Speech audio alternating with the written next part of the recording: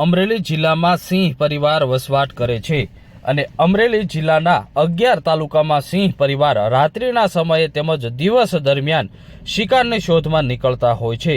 ત્યારે સાવરકુંડલા શહેરમાં આવેલા મામલતદાર કચેરી પાસે આવેલી સોસાયટીમાં રાત્રિના સમયે શિકારની શોધમાં 2 સિંહ આવી પહોંચ્યા હતા, જે સમગ્ર ઘટના સીસીટીવી કેમેરામાં કેદ થઈ હતી।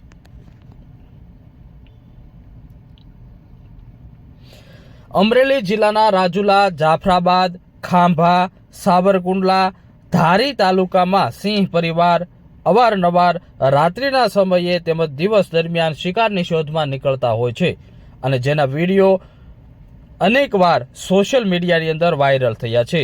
અવારનવાર ગ્રામીણ વિસ્તારની અંદર લટાર મારતા સિંહના વિડીયો સોશિયલ મીડિયામાં વાયરલ થયા છે, તો સાથે જ દરિયાકાંઠામાં લટાર મારી રહેલા સિંહના વિડીયો પણ સોશિયલ મીડિયામાં વાયરલ થયા છે।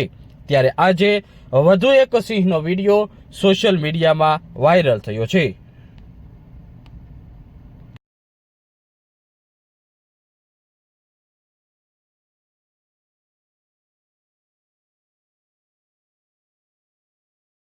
અમરેલી જિલ્લાના સાવરકુંડલા શહેરમાં મામલતદાર કચેરી પાસે સોસાયટીઓ આવેલી છે। આ સોસાયટીમાં રાત્રિના સમયે શિકારની શોધમાં 2 સિંહ આવ્યા હતા અને બંને સિંહે રાત્રિના સમયે સોસાયટીની પ્રદક્ષિણા ફરી અને શિકાર ન મળતા આખરે જંગલ તરફ ફર્યા હતા, જે સમગ્ર ઘટનાનો વિડીયો સીસીટીવી કેમેરામાં કેદ થયો હતો। હાલ આ વિડીયો સોશિયલ મીડિયામાં ખૂબ જ વાયરલ થયો છે।